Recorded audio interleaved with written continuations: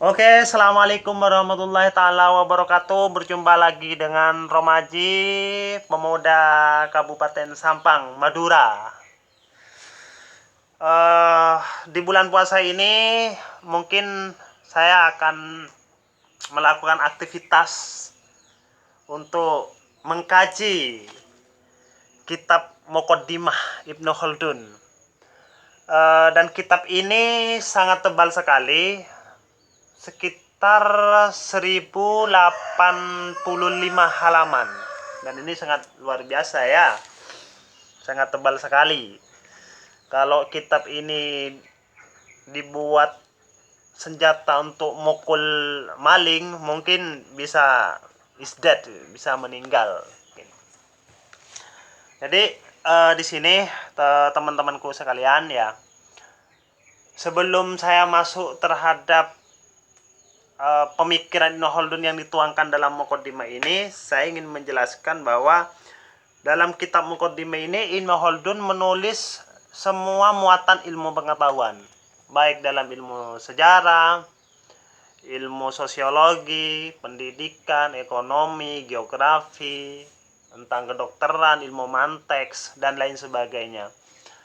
Cuman di sini saya ingin menjelaskan beberapa biografi Ibnu Khaldun secara singkat mungkin teman-teman sekalian, bahwa Ibnu Khaldun itu hidup sekitar abad 13 mau masuk ke 14. Beliau itu lahir di Tunisia pada 1 Ramadan 732 Hijriah atau bertepatan pada tahun 1332 Masehi, dan beliau meninggal pada tahun 808 Hijriah bertepatan pada 1406 Masehi. Dan beliau ini sebetulnya dikenal seorang tokoh ahli sejarah dan juga seorang tokoh atau pemikir sosiologi. Kalau kita bandingkan dengan tokoh sosiolog abad 19 itu, Auguste Comte, Emile Durkheim, ini masih lebih Ibnu Khaldun, karena Ibnu Khaldun ini hidup pada abad ke-14. Dan aktivitas beliau di masa hidupnya, beliau ini dari masa kecil, dari umur 5 tahun itu sudah menghafal Al-Quran, dan beliau ini berguru pada ayahnya sendiri.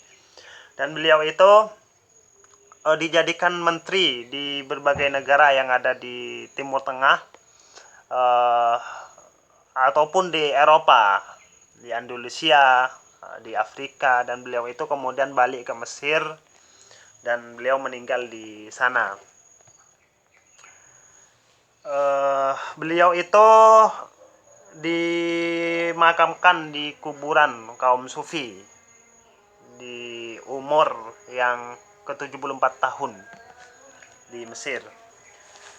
Baik, di sini teman-teman, saya tidak akan membedah buku Muqaddimah ini secara keseluruhan, tetapi saya ingin membedah dari beberapa pasal yang ada di buku Muqaddimah atau kitab Muqaddimah.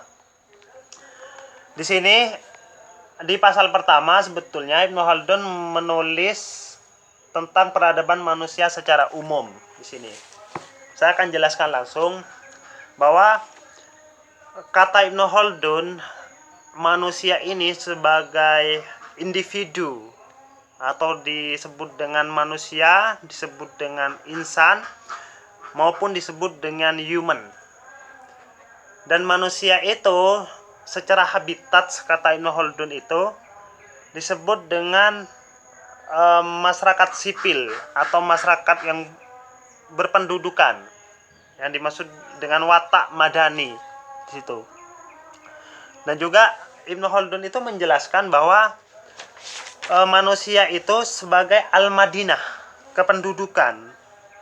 Al-Madinah itu sejatinya manusia ini butuh terhadap orang lain. Secara tidak langsung watak manusia ini mempunyai watak untuk berkumpul dengan manusia yang lain. Kalau dalam bahasanya Aristoteles itu, manusia ini sebagai zon politikan. Manusia tidak bisa hidup tanpa adanya orang lain.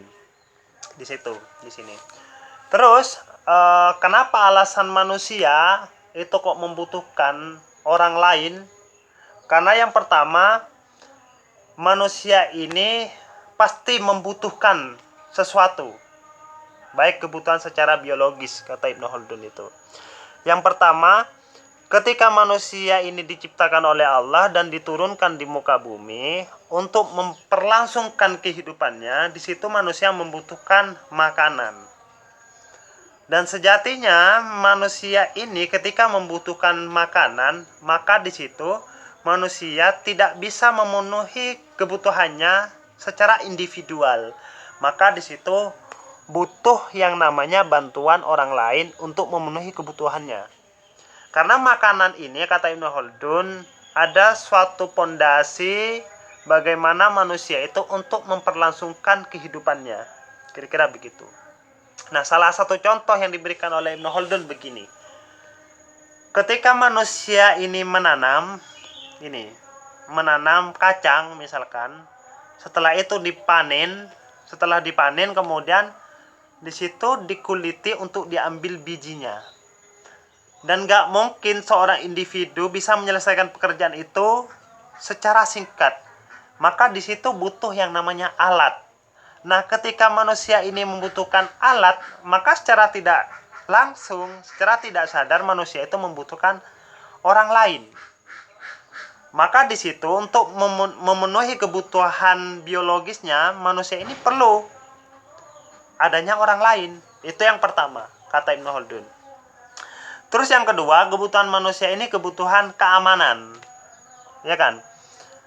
Mungkin karena kitab ini ditulis agak lama ya, sekitar abad ke-14. Di sini contoh yang diberikan oleh Ibnu Khaldun itu, ketika manusia ini diturunkan oleh Allah di muka bumi, kemudian di situ terjadi perkembangbiakan, manusia A, B, dan C semuanya itu berkembang biak, peradaban manusia itu mulai banyak lahir, maka jelas di sini manusia itu tidak lepas dari ancaman makhluk buas atau hewan.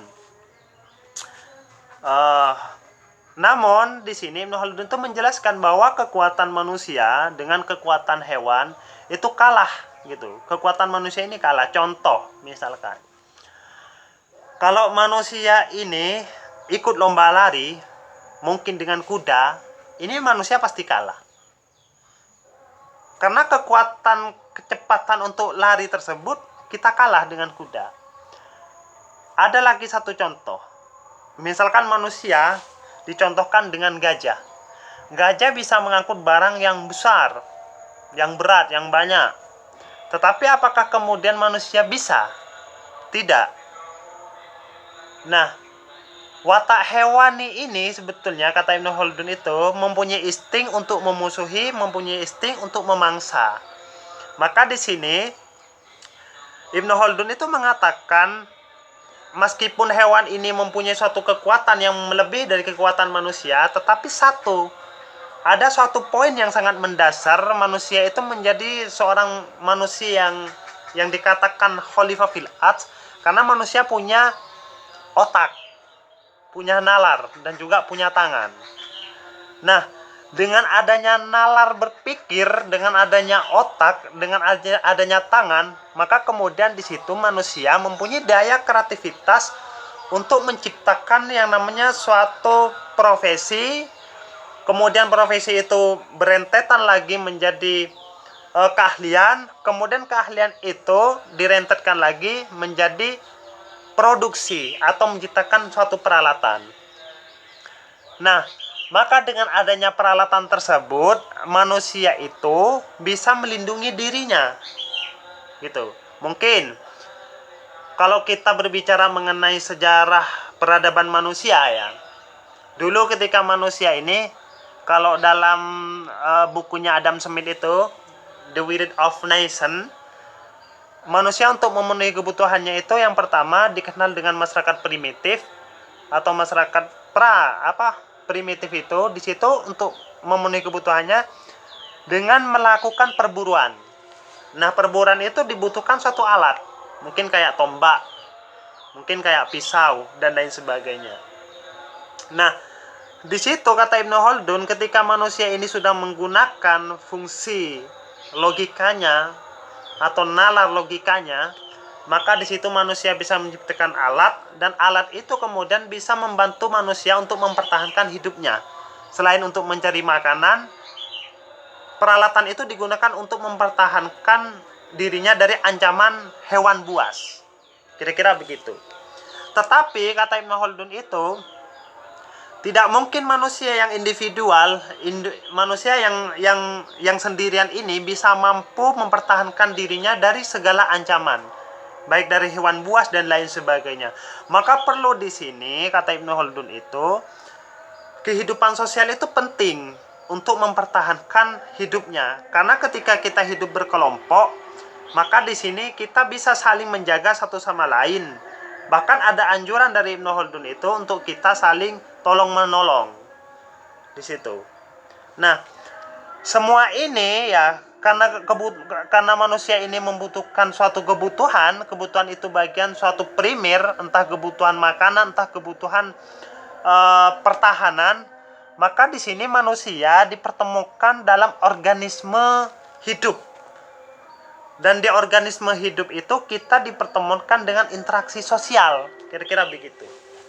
Nah, di organisme hidup itu tentunya di situ harus ada nilai, harus ada moral. Karena kenapa? Kata Ibnu Khaldun, ketika manusia ini masuk dalam ruang lingkup masyarakat, maka tentu di situ pasti ada konflik sosial. Kira-kira begitu kan? Mungkin meskipun kita sebagai individu yang mempunyai kemerdekaan, yang mempunyai suatu kemauan yang berbeda-beda, tetapi kemerdekaan itu yang kemudian kita hadapkan dengan kehidupan masyarakat atau kehidupan sosial, maka kemerdekaan itu akan runtuh. Maka di sini perlu adanya moral. Nah, cuman watak manusia ini yang mempunyai watak hewani, atau ada bahasa kalau dalam ilmu hukum itu humani lupus ya, manusia ingin memangsa satu sama lain, maka di sini perlu ada masyarakat yang memang berperan aktif dalam menegakkan amar ma'ruf nahi mungkar di situ, untuk mendamaikan, mentertibkan, untuk saling menghargai satu sama lain. Maka di sini perlu adanya seseorang yang disebut dengan otoritas tertinggi, kata Ibnu Khaldun. Nah, otoritas tertinggi itu tidak lepas dari peran seorang raja, peran seorang pemerintah, peran seorang presiden, kira-kira begitu. Karena setiap ada otoritas tertinggi, maka di situ timbul yang namanya suatu aturan, yang kemudian aturan itu untuk mengikat seluruh elemen masyarakat untuk hidup secara damai dan tentram di situ.